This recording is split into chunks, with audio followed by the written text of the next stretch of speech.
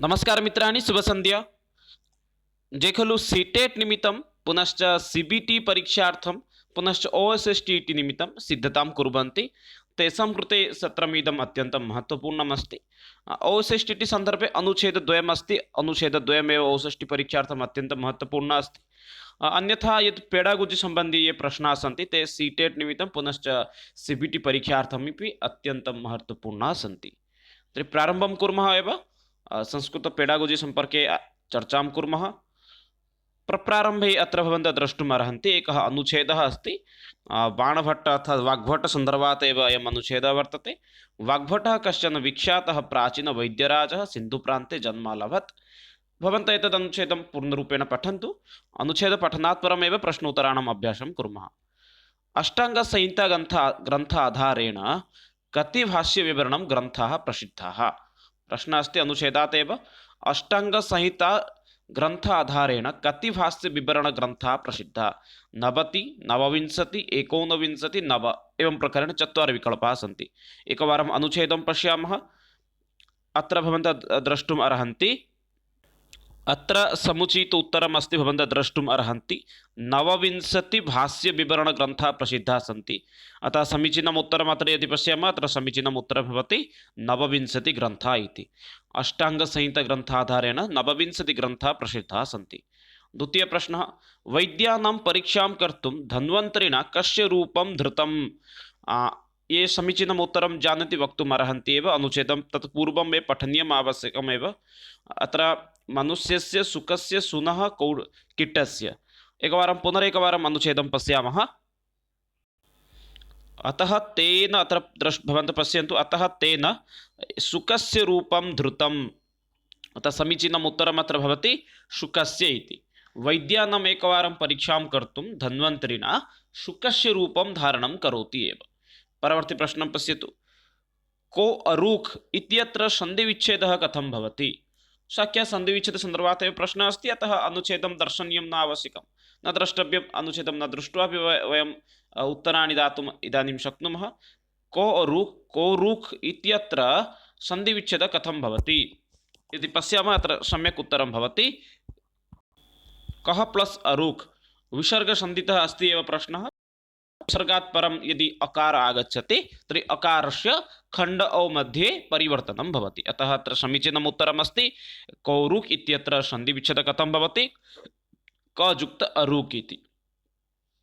परवर्ती प्रश्नं पश्यन्तु। हीतभूक्, मीतभूक्, उष्णभूक् इति वाक्ये मितशब्दस्य अर्थः कः? एकवारम् अनुच्छेदं द्रष्टव्यम् अस्ति एव। सामान्यरूपेण अनुच्छेदं पश्यन्तु। त्रयाणां प्रश्नानाम् एकमेव उत्तरं स दत्तवान्। हीतभुक्, मीतभुक्, उष्णवक्। तस्य आशयः आहारहितकारः, मीतरूपः, उष्णः च भवेत्। अतः अत्र प्रश्नम् अस्ति मीतरूपम् इति यद् अस्ति, मीतभुक् इति, मीत इति शब्दस्य को अर्थः इति प्रश्नः अस्ति एव। समीचीनम् उत्तरं ये जानन्ति ते वक्तुम् अर्हन्ति एव। हीतभुक्, मीतभुक्, उष्णभुक्। अत्र मीत इति शब्दस्य अर्थमेकवारं पश्यामः। मीत इति धिया केचन मित्रम् इति चयनं कृतवन्तः, केचन सूर्यः इति कृतवन्तः। उभयम् उत्तरम् अशुद्धम् अस्ति। मित्र इति शब्दस्य पुल्लिङ्गे भवति सूर्यः, मित्रम् इति शब्दस्य नपुंसकलिङ्गे भवति सखा अथवा मित्रमेव। अत्र मित इति शब्दस्य अल्पम् अर्थं भवति अल्पं, स्वल्पम्। अर्थात् हीतभुक् उत्तमरूपेण भोक्तव्यम्, अल्पं भोक्तव्यम्, उष्णं भोक्तव्यम्। उष्णम् अर्थात् यद् वयम् उष्णं खाद्यं तद् भोक्तव्यम्। अतः अत्र मितशब्दस्य अर्थः भवति अल्पम् इति। परवर्ती प्रश्नः अस्ति वैद्यपरीक्षायां कः उत्तीर्णः अभवत्? धन्वन्तरी, वाग्भटः, शुकः, चरकः। यद् वैद्यः आसीत् वैद्यपरीक्षायां कः उत्तीर्णः अभवत्? अर्थात् वैद्यानां यत् परीक्षा आसीत् तत्र परीक्षामध्ये कः उत्तीर्णः भवति? धन्वन्तरी परीक्षा करोति अतः धन्वन्तरी न भवति।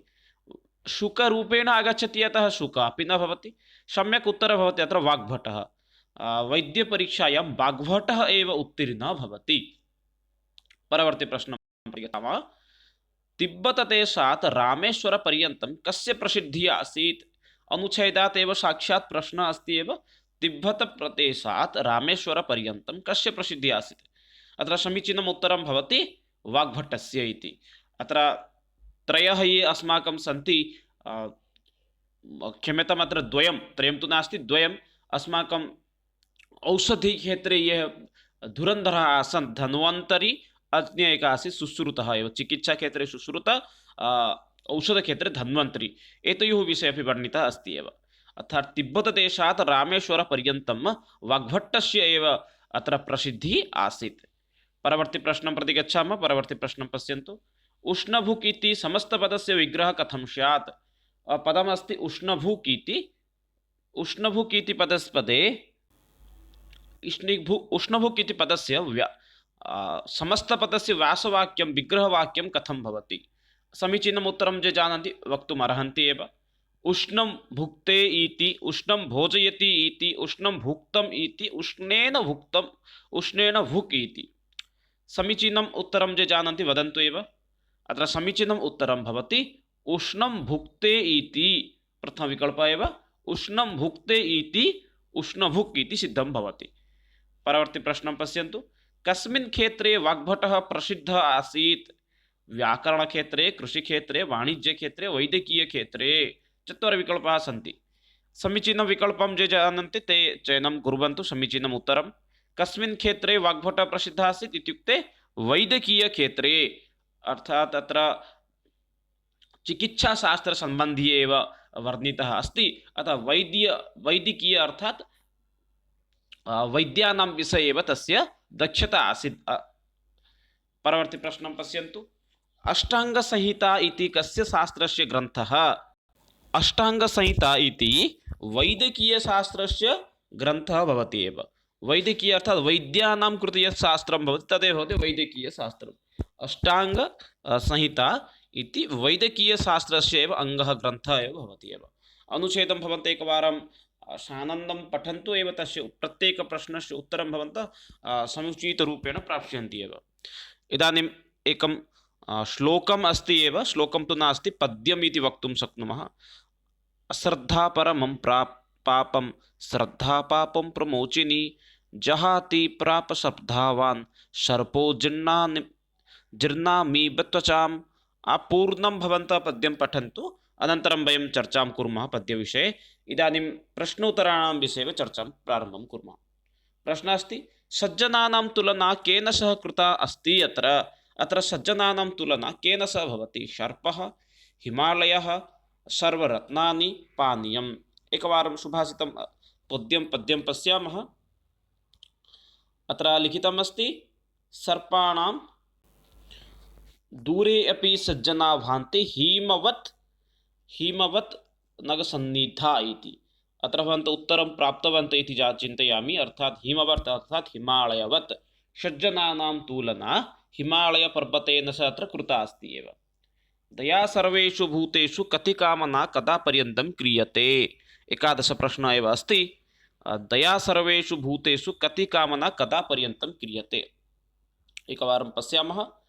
दया सर्वेषु भूतेषु स्याम्ते जन्मनि जन्मनि।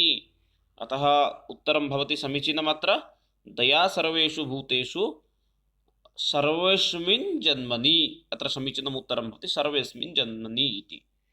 परवर्ती प्रश्नः अस्ति, उपदेशेन स्वभावः अन्यथा कर्तुं न शक्यते, अन्यथा कर्तुं शक्यते, यथार्थं कर्तुं शक्यते, यथेष्टं कर्तुं न शक्यते। समीचीनम् उत्तरम् अत्र भवति प्रथमविकल्पः, अन्यथा कर्तुं न शक्यते। उपदेशेन स्वभावः अन्यथां कर्तुं न शक्यते। परवर्ती प्रश्नः अस्ति, सर्वरैल्यैः किं न लभ्यते? स्वभावः, प्रासादः, आयुषः, एकोऽपि क्षणः, उपदेशः। अत्र समीचीनम् उत्तरं भवति आयुषः, एकोऽपि क्षणः इति। संस्कारेण अपि लशुनं न सुगन्धीकरिष्यति इति वाक्यस्य आशयः कः अस्ति? अत्र एकं वाक्यमस्ति, संस्कारेण अपि लशुनं कः सुगन्धीकरिष्यति इति वाक्यस्य अर्थः कः? दुर्जनः सुगन्धीकरिष्यति, सुजनः सुगन्धीकरिष्यति, कोऽपि न सुगन्धीकरिष्यति, सर्वसुगन्धीकरिष्यति। समीचीनम् उत्तरं ये जानन्ति वक्तुम् अर्हन्ति एव। अत्र समीचीनम् उत्तरं भवति कोऽपि न सुगन्धीकरिष्यति इति। जहाति पापं श्रद्धावान् सर्पो जिन्नामीव त्वचाम् इति उक्तो कः अलङ्कारः प्रयुक्तः? अत्र अलङ्कारसन्दर्भे एव प्रश्नः अस्ति, पञ्चदशात्मकप्रश्नः एव। जहाति पापं श्रद्धावान् सर्पो जिन्नामीव त्वचाम्। अत्र उपमा अलङ्कारः भवति। अत्र समीचीनम् उत्तरं भवति उपमा अलङ्कारः इति। इदानीं पेडागुजि सम्पर्के ये प्रश्नाः सन्ति तेषामेव चर्चां प्रारम्भं कुर्मः एव। अनुच्छेदविषये तु इदानीं समाप्तम्। इतः पेडागोजि सम्पर्के एव प्रश्नाः भवन्ति। निम्नलिखितेषु व्याकरणं पाठयितुं प्रभावकारी मार्गः कः? आदौ व्याकरणनियमान् पाठनं, पश्चात् उदाहरणं। प्रारम्भिकसमये नियमान् वदति, अनन्तरम् एव उदाहरणानि संस्थापयति। एषः मार्गः समीचीनः वा? अथवा पाठस्य अनुवादसमये व्याकरणनियमान् पाठनं, यदा पाठं पाठयेत् तस्मिन् काले एव व्याकरणनियमान् पाठयेत् तद् समीचीनम्। एकस्य विशिष्टपुस्तकस्य आधारेण व्याकरणपाठनं, कञ्चित् विशिष्टं पुस्तकं स्वीकरोति तद् आधारेण पाठयति, सः उचितक्रमः वा? सन्दर्भानुसारं व्याकरणं पाठनं, येन नियमानाम् आविष्कारः भवेत्। नियमान् अर्थात् सन्दर्भानुगुणम् उदाहरणद्वारा विषयं पाठनीयं, येन छात्राणां किं भवति, ते स्वयं नियमानाम् आविष्कारं कुर्वन्ति। एषा पद्धतिः भवति आविष्कारपद्धतिः इति वदन्ति, अर्थात् मनोविज्ञानिपद्धतिः भवति एषा पद्धतिः। आगमनपद्धतिः भवति। आगमनपद्धत्यां प्रारम्भिकसमये उदाहरणानि भवन्ति, अनन्तरं तत्र नियमः आगच्छति। अतः तस्य एव अनुकरणम् अत्र भवति। प्रारम्भिकसमये सन्दर्भानुगुणं व्याकरणनियमान् पाठयति, व्याकरणसन्दर्भं पाठयति, अथवा उदाहरणानि संस्थापयति। तत्पश्चात् एव तत्र नियमानां विषये छात्राः स्वयमेव उद्भावनं कुर्वन्ति। अतः समीचीनं विकल्पः भवति चतुर्थविकल्पः। परवर्ती प्रश्नः अस्ति, सामाजिकविनिमयम् इति सिद्धान्तः केन सम्बद्धः एव? सामाजिकविनिमयः यः नियमः अस्ति, सः नियमः केन सह सम्बन्धितः अस्ति? पाणिनि, स्किन्नर्, वयगोस्की, कोल्बर्ग्। समीचीनम् उत्तरं ये जानन्ति ते वक्तुम् अर्हन्ति एव। समीचीनं विकल्पः अत्र किं भवति इति यदि पश्यामः, अत्र समीचीनं विकल्पः भवति वयगोस्की इति। ते एव सोशियल् विनिमय विषये एव स्वस्य सिद्धान्तं दत्तवान् एव। परवर्ती प्रश्नः अस्ति, अधोलिखितेषु किं बालानां भाषायै अधिग्रहणे अधिकं सहायतां करोति?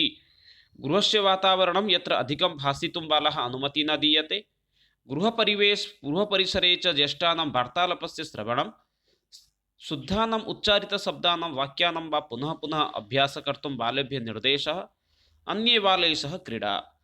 सामान्यरूपेण प्रश्नस्य अर्थं भवति भाषायाः अधिग्रहणे, अधिग्रहणम् अत्र प्रश्नः अस्ति अधिग्रहणम् इति भवन्तः प्रारम्भिकसमये अवगच्छन्तु। भाषाग्रहणाय यः मार्गः अस्ति, अवगच्छन्ति, भाषां ग्रहीतुं यः मार्गः अस्ति सः एव भवति अधिग्रहणमेव। बालानां भाषा अधिग्रहणे अधिकसहायकं कः करोति? समीचीनम् उत्तरम् अत्र भवति बालैः सह क्रीडा। यदा सः अन्यबालैः सह क्रीडति तस्मिन् काले तस्य भाषादक्षता वृद्धिः भवति। सः नूतनान् शब्दान् ततः एव स्वीकरोति। गृहपरिवेशे तथा समर्थः न भवति यथा बाह्यपरिवेशे भवति। बाह्यपरिवेशे च नूतनान् शब्दानां ज्ञानं भवति, नूतनबालकैः सह मिलति, अनेन एव शब्दानां ज्ञानं, तस्य शब्दभण्डारस्य अपि वृद्धिः भवति एव। परवर्ती प्रश्नं पश्यामः एकवारं। बालाः सहजतया भाषायाः अधिग्रहणं कुर्वन्ति। यदि बालाः एकस्मिन् काले एकया एवं भाषया परिचिता भवन्ति, अनेकाभिः भाषाभिः सह परिचिता भवन्ति, यासां स्थितिः तेषाम् अव्यवहिते वातावरणे अस्ति, एकान्ते इलेक्ट्रानिक् माध्यमेन मुद्रितप्रसारमाध्यमेन च अन्वेष्टिता परिवेष्टिता भवन्ति, तस्य भाषायाः व्याकरणसंरचिताभिः सह परिचिता भवन्ति। समीचीनम् उत्तरं ये जानन्ति ते वक्तुम् अर्हन्ति एव। बालाः सहजतया भाषा अधिग्रहणं कुर्वन्ति। यदि बालाः, तर्हि द्वितीयविकल्पः एव समीचीनं भवति। अनेकाभिः भाषाभिः परिचिता भवन्ति, यासां स्थितिः तेषाम् अव्यवहिते वातावरणे अस्ति, अर्थात् ता भाषा ते सहजतया अधिग्रहणं कुर्वन्ति या भाषा तेषां परिवेशे अस्ति, अर्थात् एकः बालकः एकस्मिन् परिवेशे अस्ति यत्र विविधाः छात्राः सन्ति, विविधप्रान्ततः छात्राः आगच्छन्ति, भिन्नभिन्नभाषां वदन्ति, तस्मिन् क्षेत्रे सः सहजतया अन्यमेकां भाषां ग्रहीतुं पठितुं समर्थः भवति एव। स्वयं वयमपि यदि कुत्रचित् वर्गं प्रति गच्छामः, केम्प् मध्ये गच्छामः, तत्र किं भवति, सामान्यरूपेण ये नूतनाः छात्राः भवन्ति, भिन्नभिन्नप्रान्ततः छात्राः आगच्छन्ति, वयं भाषाविनिमयं तत्र कुर्मः एव। परवर्ती प्रश्नं प्रति गच्छामः। एकस्य पाठस्य पठनविषये अधोलिखितेषु किं सर्वाधिकं महत्त्वपूर्णं भवति? एकस्य पाठं यदा वयं पाठयामः तस्मिन् काले अधोलिखितेषु सर्वाधिकं महत्त्वपूर्णं किम् अस्ति? पाठस्य प्रत्येकशब्दस्य पठनं, विरामचिह्नानाम् उपरि ध्यानं, लिखितपाठस्य अर्थप्राप्ति, शुद्ध उच्चारणसहितं पाठस्य उच्चैः पठनं। समीचीनम् उत्तरं ये जानन्ति वक्तुम् अर्हन्ति एव। एकस्य पाठस्य पठनसमये अस्माकं किं लक्ष्यं भवेत्? समीचीनम् अत्र उत्तरं भवति लिखितपाठस्य अर्थप्राप्ति। यदि एकं विषयं वयं पठामः, अस्माकं मूलं लक्ष्यमस्ति यत् पठामः तस्य अर्थज्ञानं भवेत् एव। यदि अर्थज्ञानं न भवति तर्हि कदापि तस्य पाठस्य पठनस्य आवश्यकता एव पूर्णं न भवति। अतः लिखितपाठस्य अर्थप्राप्ति, येन अस्माकं पठनकौशलस्य विकासः भवति, ज्ञानस्यपि विकासः भवति। परवर्ती प्रश्नं प्रति गच्छामः। अधस्तनेषु किं भाषायाः अध्यापनस्य उद्देश्यं नास्ति? भाषा अध्यापनस्य उद्देश्यं किं न भवति? अर्थ अवबोधसहितं पठने क्षमता वा, आयासपूर्वविचाराणाम् अभिव्यक्ति वा, श्रुतस्य अवबोधने दक्षता, सुसङ्गतलेखनस्य विकासः। प्रत्येकस्य विकल्पस्य अर्थं भवन्तः सामान्यरूपेण अवगच्छन्तु। अर्थ अवबोधसहितं पठने क्षमता, अर्थात् यत् अर्थम् अस्ति शब्दस्य अर्थज्ञानेन सह पठनक्षमतया बुद्धि आवश्यकम् अस्ति एव, उद्देश्यं तदैव भवति। आयासपूर्वविचारणम् अभिव्यक्ति, अर्थात् यत्किमपि मन्दचिन्तनं भवति, विचारान् भवति, तेषाम् अभिव्यक्ति एतत्तु कदापि न भवति। मन्दचिन्तनानाम् अभिव्यक्ति कदापि कुत्रापि भाषाशिक्षणस्य उद्देश्यं न भवति। श्रुतस्य अवबोधने दक्षता, यत्किमपि श्रुतवन्तः तस्य दक्षता बुद्धिः एतद् आवश्यकं भवति। सुसङ्गतलेखनस्य विकासः, अर्थात् सुलेखनस्य विकासः, एतदपि अत्यन्तम् आवश्यकं भवति एव। अतः अत्र समीचीनम् उत्तरं भवति द्वितीयविकल्पः एव, अर्थात् आयासपूर्वविचारणम् अभिव्यक्ति, अर्थात् मनसि यत्किमपि आगच्छति मन्दचिन्तनं तेषाम् अभिव्यक्ति भाषाशिक्षणस्य उद्देश्यं न भवति। परवर्ती प्रश्नः अस्ति ध्वन्यात्मकसचेतनतायाः आधिक्येन सम्बन्धः अस्ति श्रवणक्षमतया सह, सम्भाषणक्षमतया सह, पठनक्षमतया सह, लेखनक्षमतया सह। ध्वन्यात्मक सचेतनता केन सह अधिकाधिक सम्बन्धिता भवति? श्रवण, सम्भाषण, भाषण, पठन, लेखन, चत्वारि कौशलानां विषये प्रश्नः अस्ति एव। समीचीनम् उत्तरं किं भवति भवन्तः वक्तुम् अर्हन्ति एव। यदि अत्र पश्यामः, अत्र सम्यक् उत्तरं भवति ध्वन्यात्मकसचेतनतायाः आधिक्येन सम्बन्धः भवति पठनक्षमतायाः सह। यदि सम्यक् रूपेण पठनं यदि न भवति, उच्चारणं न भवति, तर्हि किं भवति, अग्रिमकाले सम्भाषणक्षेत्रे अपि समस्या भवति, लेखनकाले अपि समस्या भवति। अतः ध्वन्यात्मकसचेतनतायाः आधिक्येन सम्बन्धः भवति पठनक्षमतया सह। परवर्ती प्रश्नं प्रति गच्छामः। नोम चॉम्स्की मतानुसारं भाषायाः कृते बालानां सहजतया दक्षता अस्ति अधिग्रहणस्य, अनुकरणस्य, रूपान्तरस्य, अनुवादस्य। नोम चॉम्स्की महोदय अनुसारं मतानुसारं भाषायाः कृते बालानां सहजतया दक्षता अस्ति। अत्र सम्यक् उत्तरं भवति अधिग्रहणस्य इति। सम्यक् उत्तरम् अत्र भवति अधिग्रहणेन सह सम्बन्धिता एव भवति। परवर्ती प्रश्नं पश्यन्तु। भाषाकौशलानाम् अध्यापनं भवेत् अनुकरणमाध्यमेन, पृथक् माध्यमेन, विस्तृतविवरणेन, सामग्रिकरूपेण। समीचीनम् उत्तरं ये जानन्ति वक्तुम् अर्हन्ति एव। भाषाकौशलानाम् अध्यापनं भवेत् सामग्रिकरूपेण, अर्थात् श्रवणं, भाषणं, पठनं, लेखनं, चतुर्णां कौशलानां पाठनम् अध्यापनम् अस्माकं सामग्रिकरूपेण भवेत् एव। परवर्ती प्रश्नं प्रति गच्छामः। प्रारम्भिकबालान् शिक्षिका चित्राङ्कनं रङ्गकार्यं कर्तुं प्रोत्साहयति। एवं सा च कक्षायाः नीरवतां स्थापयितुं विद्यार्थिनां कार्यव्यस्ततां करोति। कदापि न सम्यक् भवति। नीरवतारक्षानिमित्तं कार्यव्यस्तता, समीचीनम् उत्तरं तु कदापि न भवति। सूक्ष्ममोटरकौशलस्य विकासं करोति। उद्यमानानां बालकलाकाराणां कृते अवसरं ददाति।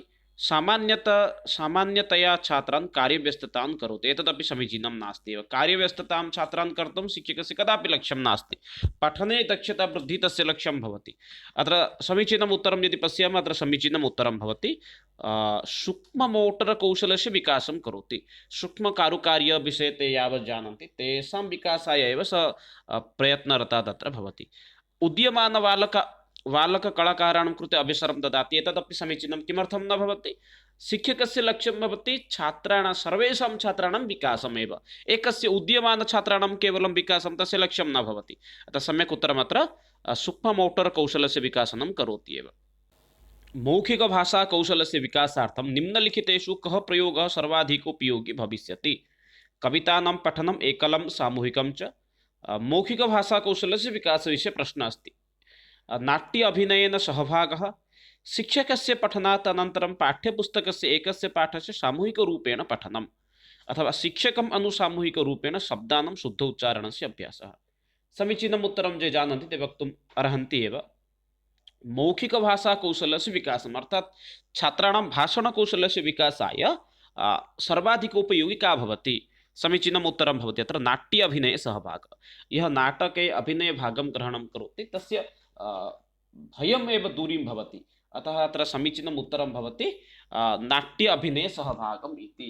अर्थात् नाट्य अभिनये यः भागग्रहणं करोति सः दक्षतां, भाषणकौशले दक्षतां अधिकं भवति, सः तस्य मनात् अपि भयमपि गच्छति। अतः समीचीनम् उत्तरं नाट्य अभिनयेन सहभागः इति भवति। परवर्ती प्रश्नं पश्यन्तु। यथा पाठे निर्दिष्टं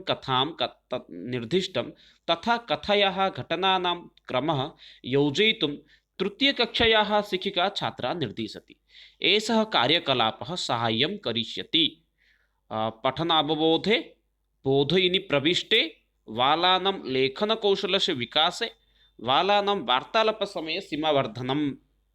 समीचीनम् उत्तरं ये जानन्ति वक्तुम् अर्हन्ति। तथापि किञ्चित् स्पष्टताम् अत्र करोमि। एकां कथां श्रावयति, कथाकथनात् परमेव घटनानां क्रमानुगुणं योजयित्वा लेखनाय आदिशति। एतादृशव्यवस्था नाम एतादृशव्यवस्थायाः कारणं किम् अस्ति, लक्ष्यं किम् अस्ति इति प्रश्नः अस्ति एव। पठन अवबोधे बोधनीयप्रविष्टः, बालानां लेखनकौशलस्य विकासं तस्य लक्ष्यमस्ति, बालानां वार्तालापसमयस्य सीमावर्धनं। सम्यक् उत्तरं किं भवन्तः वक्तुम् अर्हन्ति एव। समीचीनम् उत्तरं पठन अवबोधे इति भवति। अर्थात् यत्किमपि ते पठितवन्तः ते कियत् तेषाम् अवबोधनम् अभवत् तदेव तस्य मुख्यं लक्ष्यम् एव अस्ति। परवर्ती प्रश्नं प्रति गच्छामः। द्वितीयकक्षायाः शिक्षिका कक्षास्थितवस्तूनि लिखितशब्दानां नामाङ्कितानि कृतवती। एतेन छात्राणां प्रकृतवस्तुभिः सह सम्बन्धस्थापने सहायतां भविष्यति। एवं विधं कार्यं छात्राणां सम्बन्धनं करिष्यति व्याकरणज्ञानस्य, लेखनकौशलस्य, शब्दज्ञानस्य, हस्ताक्षरस्य। अत्यन्तः सरलः प्रश्नः अस्ति। समीचीनम् उत्तरं प्रायः सर्वे जानन्ति इति चिन्तयामि। अत्र समीचीनम् उत्तरं भवति शब्दज्ञानस्य। अर्थात् साक्षात् वस्तुभिः संस्थाप्य तेन सह ज्ञानवर्धनम् एव भवति, शब्दज्ञानस्य वृद्धिः एव। परवर्ती प्रश्नः अस्ति। अधोलिखितेषु किं बालानां भाषादक्षतायाः आकलने नूनं प्रभावकारी भवेत्? अधो ये नियमाः सन्ति अथवा विभागाः सन्ति तेषु भाषादक्षतायाः आकलने सर्वाधिकप्रभावकारी का भवति? कथाकथनं, कथालेखनं, वृत्तवर्णनं, श्रुतलेखनम्। अर्थात् बालानां भाषादक्षतायाः आकलनं कर्तुं, भाषादक्षतायाः मूल्याङ्कनम्, आकलनम् इत्युक्ते मूल्याङ्कनम् इति अवगच्छन्तु। छात्राणां भाषाज्ञानं कियत् अस्ति इति ज्ञातुं वयं किं कर्तुं शक्नुमः? अन्तिमं कौशलं भवति लेखनकौशलं। लेखनकौशलस्य विकासनं कुर्मः, लेखनकौशलद्वारा परीक्षणं कुर्मः। अतः समीचीनम् उत्तरं भवति श्रुतलेखनस्य। अर्थात् बालानां भाषादक्षतायाः आकलने अत्यन्तं प्रभावकारी भवति श्रुतलेखनम् इति। अन्तिमं प्रश्नं पश्यन्तु एकवारम्। अधस्तनेषु निर्देशेषु छात्राणां भाषा क्षमता विकासार्थं किं सर्वाधिकम् उपयोगी भवेत्? भवतः प्रियपुस्तकेषु एकतमस्य नाम वदतु। रोचते इति पदं प्रयुज्य एकं वाक्यं निर्मातु। भवतः पुनश्च भवतः मातुश्च मध्ये एकं संवादं लिखतु। स्वपठितकवितायाः कवेः नाम लिखतु। अर्थात् अधस्तनेषु निर्देशेषु छात्राणां भाषाक्षमताविकासार्थं छात्राणां भाषायाः क्षमताविकासनार्थं सर्वाधिकम् उपयोगी किं भवति इति प्रश्नः अस्ति एव। अत्र समीचीनम् उत्तरं भवति भवतः पुनश्च भवतः मातुश्च मध्ये एकः संवादः लिखतु।